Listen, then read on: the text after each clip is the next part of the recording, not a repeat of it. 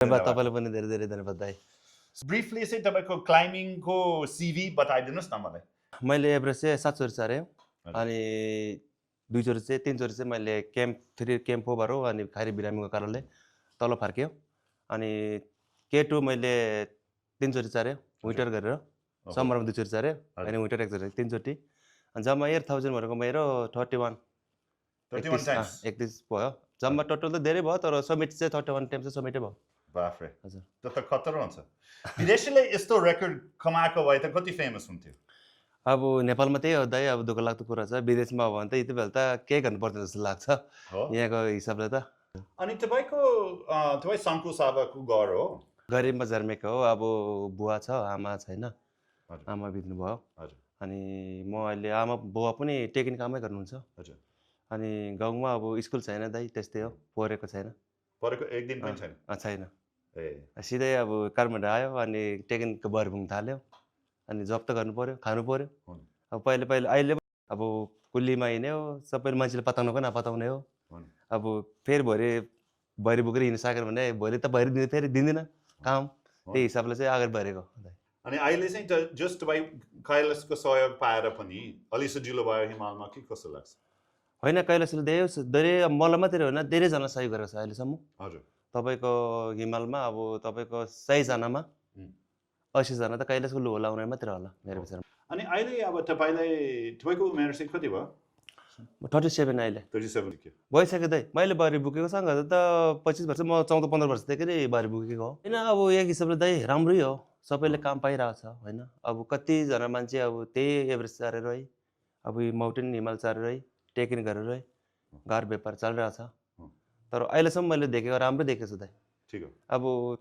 पछिको भविष्य त के छ थाहा छैन होइन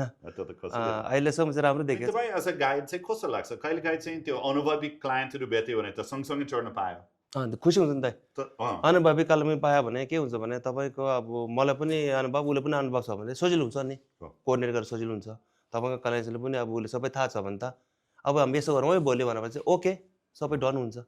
अब अनुभव छैन भने सबै सिकाउनु पर्यो के छ कि छैन सबै इक्विपमेन्ट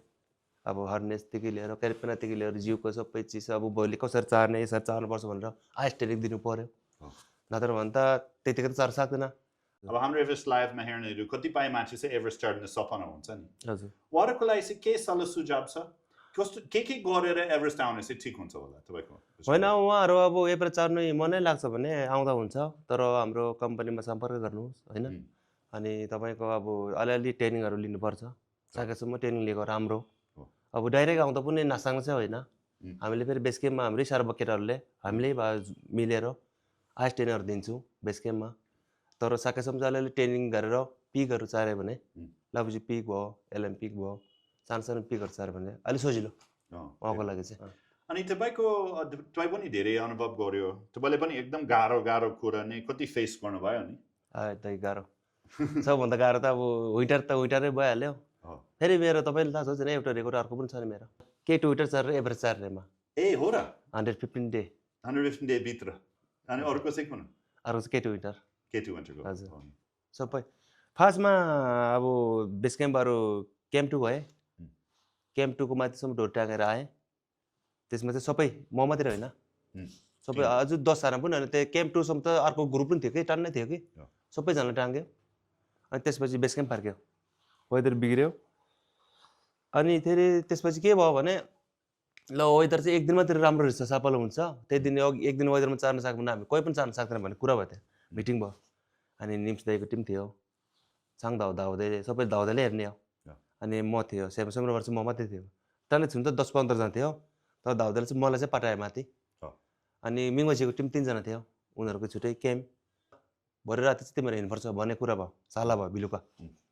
अनि निम्सको टोली दाइहरूको टोली चाहिँ राति तपाईँको 1-2 बजीतिर हिँड्यो अनि हामी चाहिँ बिहानी 7 बजीतिर हिँड्यो 7 बजीतिर 3 जना पठायो दाउदैले मसँग पनि सानोसम्म केटा क्याम्प 1 भन्दा अलिक माथि चाहिँ हाम्रो केटाहरूको चाहिँ एकजनाको हातमा अलिक फोको आयो पासन्दुर्बो भने माक्पा भन्छ हाम्रो अफिसको उसको अलिकति हातमा फोको आएपछि बाई फर्क्यो अनि दाउदैले मलाई के भन्नुभयो सना तिमी के गर्ने फर्किने आएको माथि जाने तिमी एक्लै छ अब दाइहरूसँग जोइन गरेर जाँदा के गर्ने भने मैले भने जहाँसम्म सक्छु त्यहाँसम्म म जान्छु म गिभ अप दिँदैन सकेको छ म अब दाइहरूसँग जोइन गरेर जान्छु भने मैले अनि त्यसपछि गएपछि ठ्याक्कै चिम्निङको मुनि लो केमनमा निम्स दाइको टोल तयारी छ अनि म पनि त्यहाँ पुगेँ उनीहरूसँग जोइन भयो त्यहाँदेखि सँगसँगै माथिसम्म त्यहाँदेखि चाहिँ तपाईँको सामान पनि सबै केयर गरेर सेयर गरेर बोक्ने बाटो खोल्ने पनि अनि ठ्याक्कै हामी हाई क्याम्प 2 पुग्दाखेरि फेरि हाम्रो मिङबजीको टिम आयो तल बाह्र अनि लास्टमा माथि क्याम्प 3 पुग्दाखेरि सबैसँग भेला भयो 10 जना अनि त्यसपछि चाहिँ हामीले एक दिन त्यहाँ ब्रेक गऱ्यो क्याम्पसम्म बाटो खोल्नु भयो मिङबजी मिङमा डेबी म अनि एकजना अर्को भाइ क्याम्पको बाटो खोल्यो अनि मिङमा तेन्जी दाइ अर्को माथि क्याम्पको डाँडा ठ्याक्कै क्याम्पको रिसमै बाटो पुऱ्यायो हामी बेस क्याम्प आएपछि भोलि राति 2 बजी हिँड्नुपर्ने हामी अनि ठ्याक्कै फेरि राति 1 बजी हामी स्टार्ट भयो त्यहाँबाट अनि बिहान उज्यालो हुनु आँटेको बेलामा चाहिँ तपाईँको क्याम्पतिर पुग्यो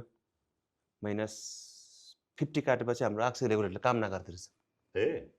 जुन त्यो अक्सिजन रेगुलेटर छ नि भन्दाखेरि त्यो अक्सिजन बदल खैर थक्लोकै 5 मिनटमा खाली एम्टी अनि ठ्याक्कै मेरो त गयो ला अब के गर्ने अब अझै गाउँ उज्यालो त भएको छैन क्याम्पको ठ्याक्कै पुगेछ अक्सिजन रेगुलेटर उड्यो अब बिग्रियो होला भनेर सोच्यो अनि मैले के एकछिन त अब फेरि अक्सिजन नखाइकन हिँडेँ बादल यसो हेर्दा बादल खाली भइसकेको छ फेरि अर्कोमा यसो फिट गरेको रहेछ त्यो जो पो माथि घुमाउँछ नि त्यस टोपबाट सुरु निस्केर आउँदो रहेछ यो फेरि नआउँदो रहेछ भने मैले आफ गरेँ त्यतिकै बोकेर हिँडेँ एकदम गाह्रो भयो त्यहाँ चाहिँ अक्सी छैन नि त अघि अक्सी खाएर आइरहेको मान्छे माथि अक्सी नहुँदा त गाह्रो हुँदो रहेछ नि अनि माथि सारे एकदम गाह्रो भयो अनि मिङमा डेभिडहरूले मिङमा तेजाहरूले के भन्नु भने सोना तिमी अक्सी नखाइ भन्दा तिमीलाई गाह्रो हुन्छ होला किनभने अघिदेखि अक्सी नखाएको छ नि त